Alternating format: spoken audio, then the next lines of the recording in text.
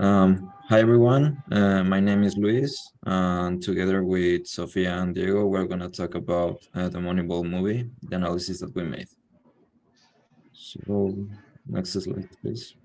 Okay, so basically, at the beginning of the movie, we can see the first negotiation in here.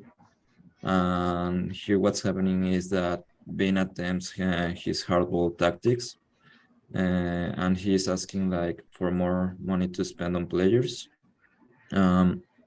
However, Scott, one of the managers, initial was disapproval because he doesn't have the funds, and Bean tries to negotiate more for any amount of money that he can get, basically. Well, Vince is still trying to convince Scott through intimidation tactics, because without doing so, they have no chance. He has no chance of winning.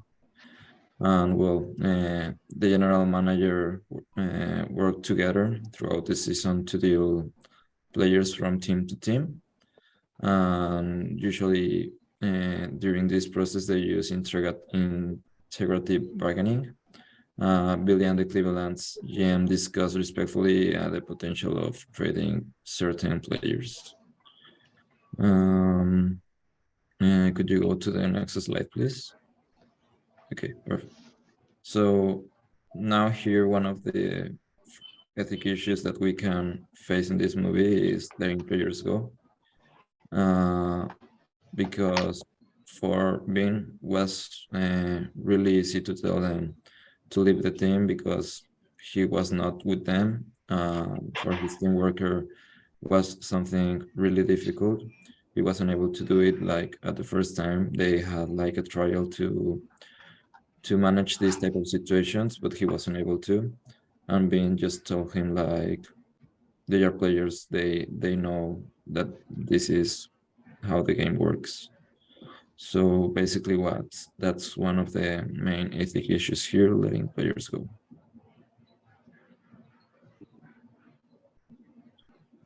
Okay, so here in cultural issues is that baseball, it's basically a culture. And we can see that recruiters have followed like their instincts for a long time, for years. And the fact that a computer or any data analysis is changing them was like a big shock for everyone. From being the meta of picking players where they relied on the talent they could see, the computer just analyzed how the players played, and this seems to be to give better results by choosing the players they chose.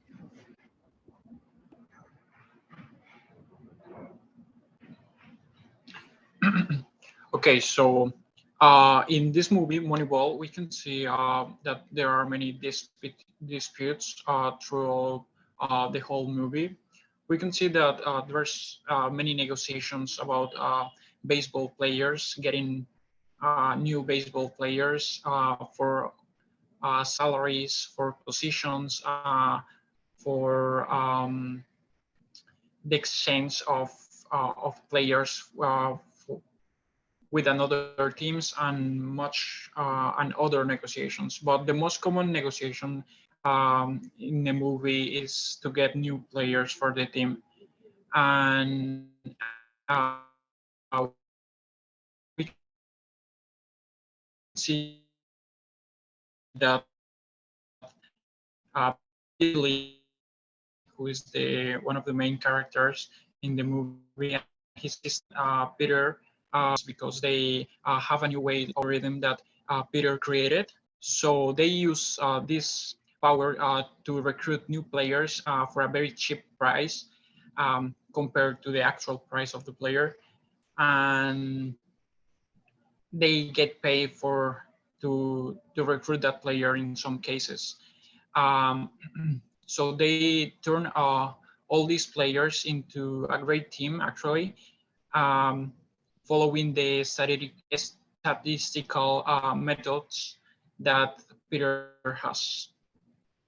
We also can see that during the negotiations, Billy often used personal attacks and he created stressful situations, stressful environments, giving the other parts of the negotiation not too much time to think or attacking them directly, so they can give him a better price. The next one, please. Okay, so these are the main characters of the movie. So first we have Arho, who is the coach, and who, in my opinion, has the less power on the team because he has to follow the lead of Billy. Um, then we have Peter Brandt, who is a student, or well, he just graduated from jail. He has a major in economics, and he has an informational power since he developed a new algorithm that can give baseball players a price that no one else can see. Another character is Billy Bean, who is the third person.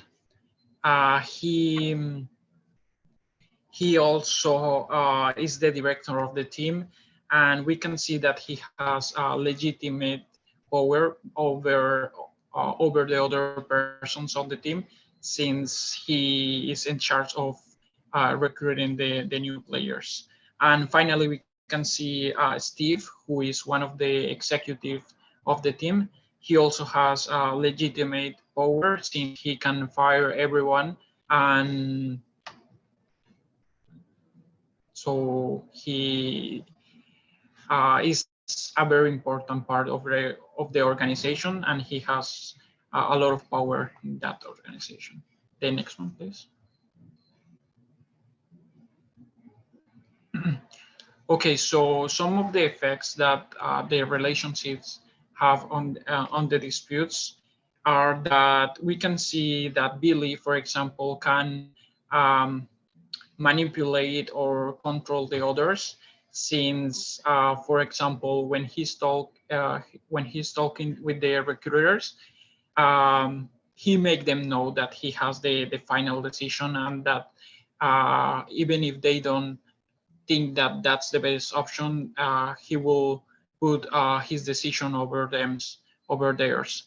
So we can see this. Also, we can see that everyone knows that he has a very sad past in the baseball, in baseball. So, and that his career failed, and they sometimes use that in order to trigger him and to make him to take bad decisions. For example, we can see that one recruited said that, and he actually fired him in a couple seconds.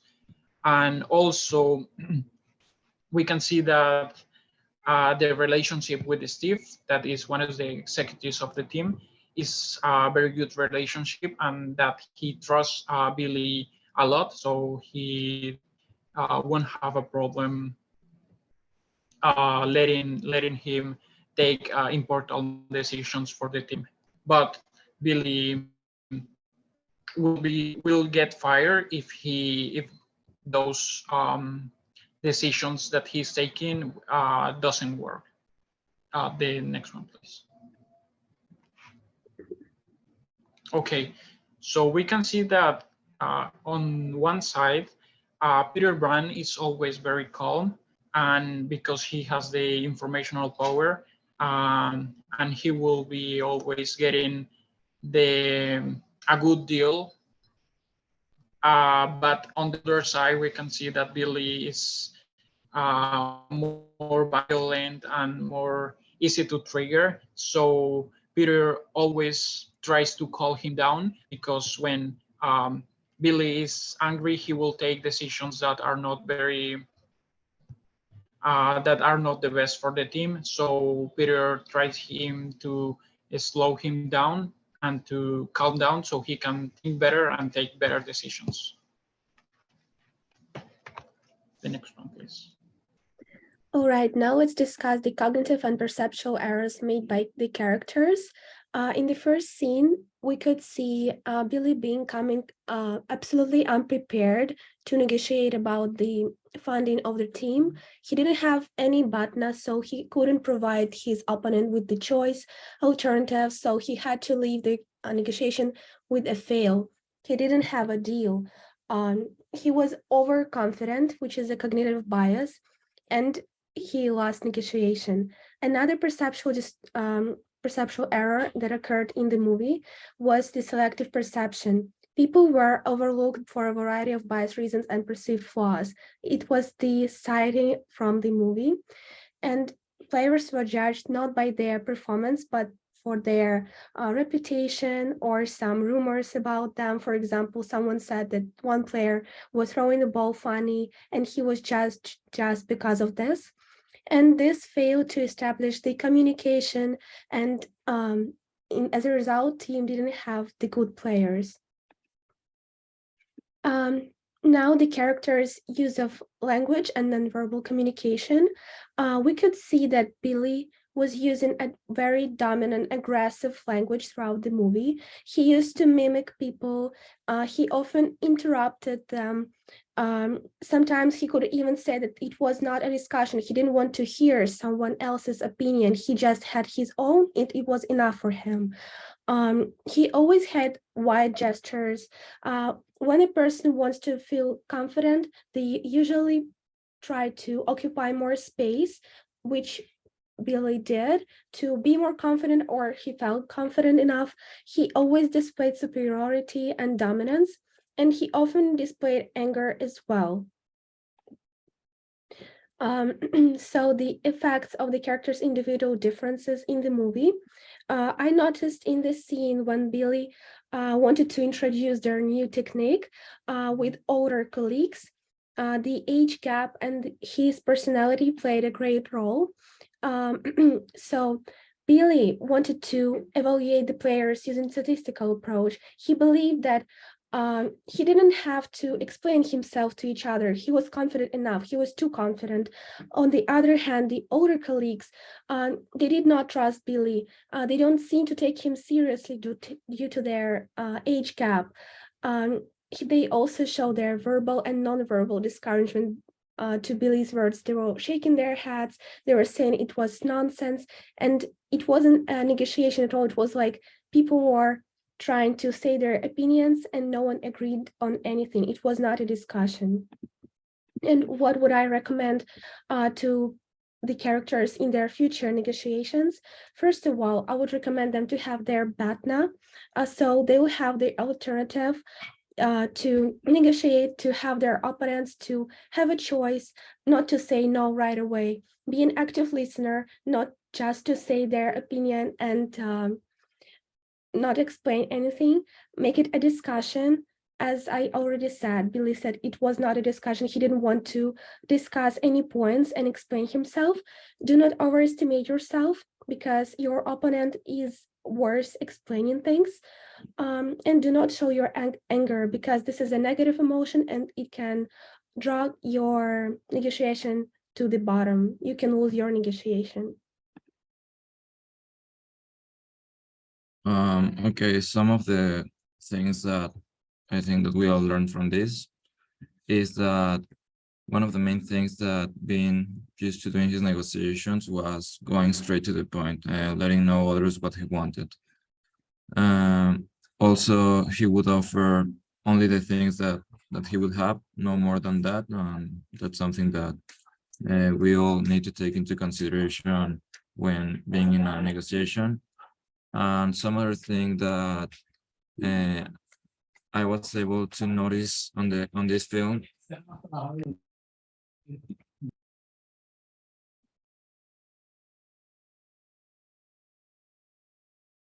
okay, sorry about that. One other thing that I was able to notice on this film was that he followed his instinct.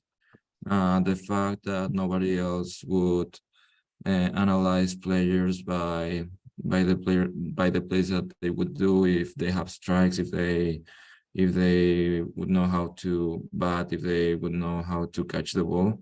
That's something that he took the shot, and well, it was something, it came up with a really good result. Some other thing is that no matter in what industry you are in, effective negotiation is the key.